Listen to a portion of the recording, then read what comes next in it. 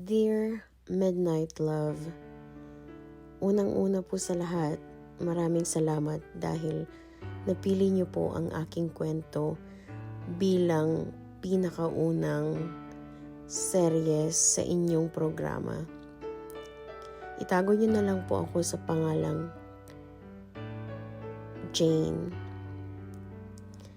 Bale, year 2011 po nung nag-decide akong mag-apply abroad bilang isang nurse dahil nais ko pong sanang mag-cross country sa Canada. So, bale, inuna ko po munang magtrabaho sa Saudi Arabia.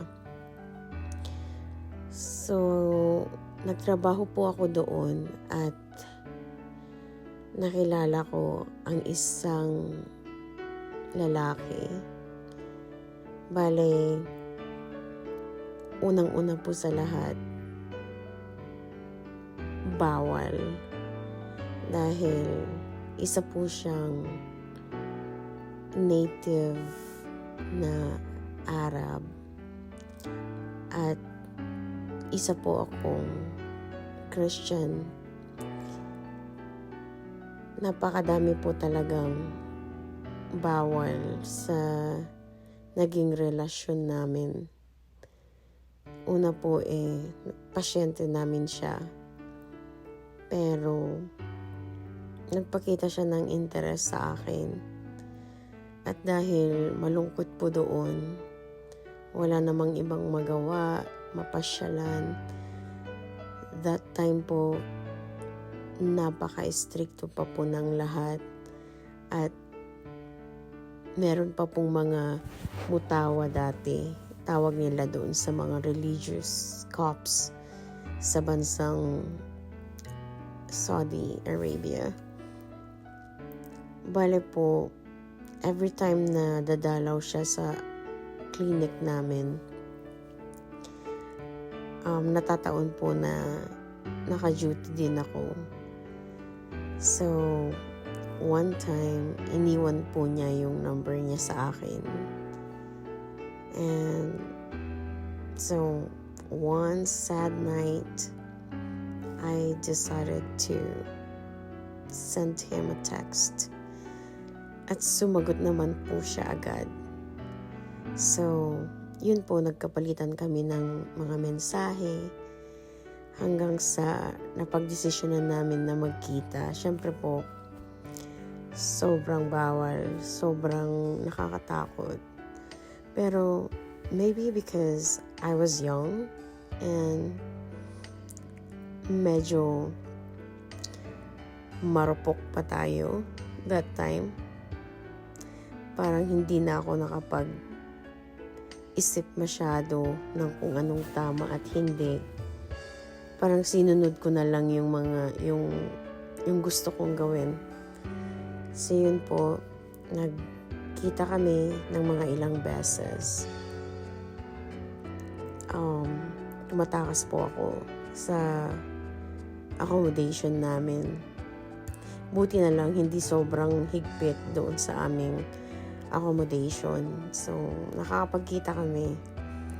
And then, paulit-ulit lang po yun. Every time na may chance, kapag off ako, binata naman siya. Or let's just say, divorced. Every time po na may chance kami, nagkikita kami. And then, one time, he told me that he was going for a business trip sa Dubai po. And I said, kailan ka babalik? Sabi niya, after 2 days, something like that. So, habang nandun po siya, kalma lang ako until he decided to call me. Yun po, tumawag siya sa akin. Lasing po siya. So, tinanong niya ako kung mahal ko po siya. Sabi ko na lang, hindi ko masagot agad ng diretso. Kasi hindi ko rin alam kung baka ma-push away ko siya kapag nalaman niya na nahuhulog na nga din po ako sa kanya. So, tinanong ulit niya ako kung mahal ko daw po siya. Sabi ko na lang, napakadaming dahilan para hindi kita mahalin, pero sabi ko, oo, mahal na kita. And then, right after saying that, he said, I love you too, baby. So, sobrang kilig na po ako nun. Parang unbelievable talaga.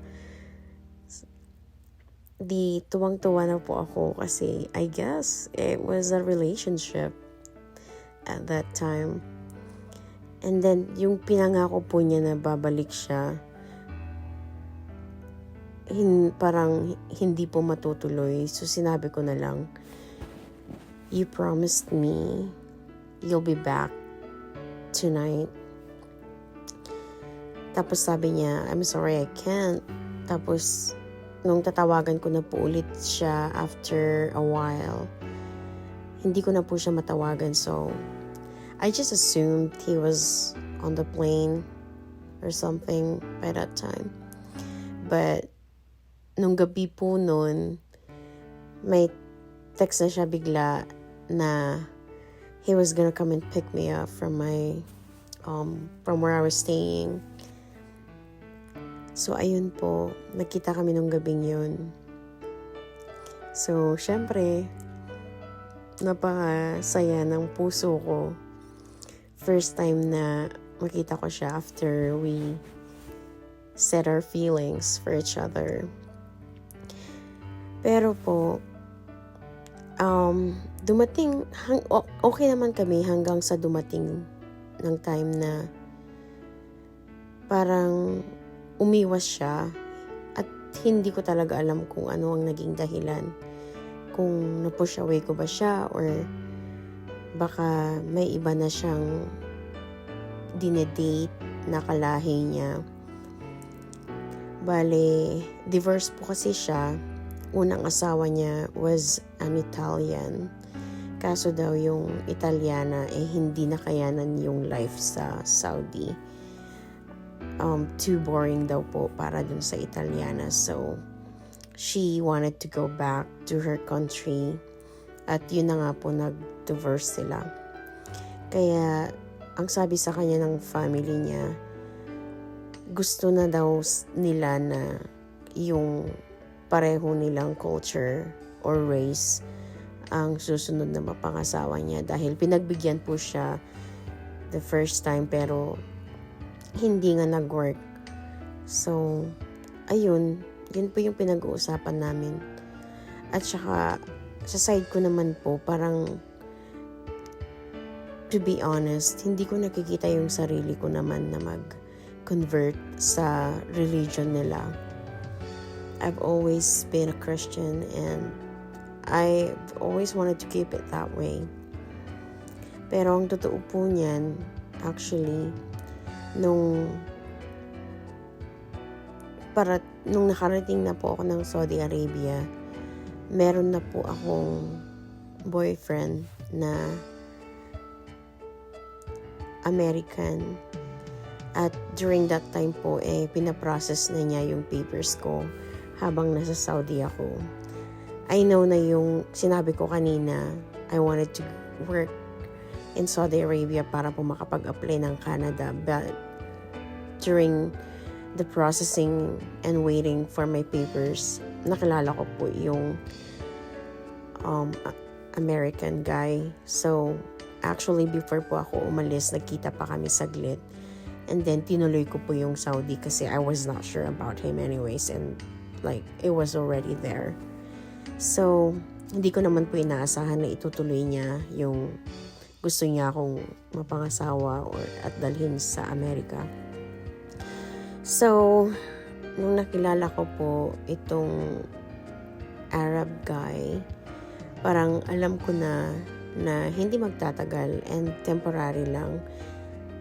That's why I also tried not to get involved like with my emotions. Pero hindi pa talaga napigilan.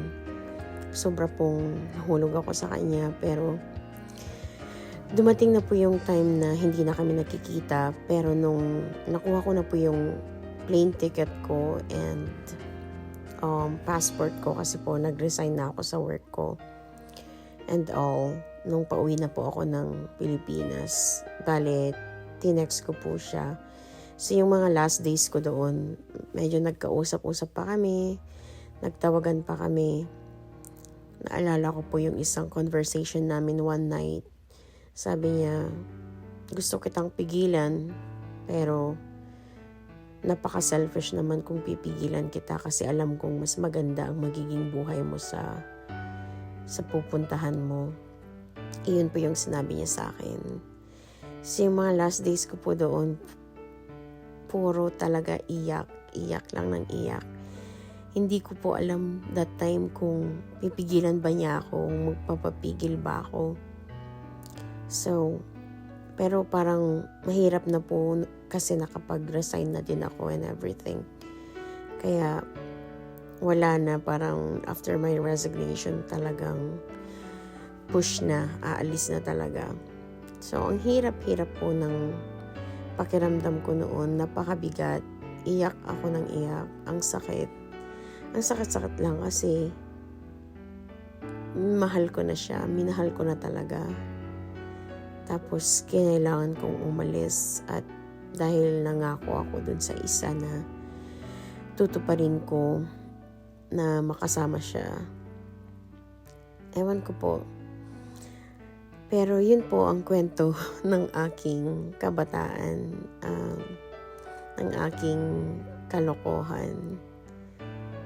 So, ngayon po, every now and then, nag-exchange pa kami ng emails just to check on each other, parang kumustahan lang, ganun. Ngayon po sabi niya, married na siya with 3 kids. At ako naman po unfortunately, hindi nag-work yung marriage namin. Ng ex-husband ko, naging abusive po siya. At yun na nga, walang nangyari. So, yun po, minsan iniisip ko ba kung tama ba yung mga naging desisyon ko nung bata ako. Parang gusto ko na lang pong magtiwala sa Lord na kung nasan man ako ngayon, siguro yun talaga yung meant to be, yun talaga yung nilaan ng Lord sa akin. Sometimes may pagsisisi, pero tinatanggap ko na lang at tuloy ang laban. Ganun. Maraming salamat po sa pagbasa ng aking kwento.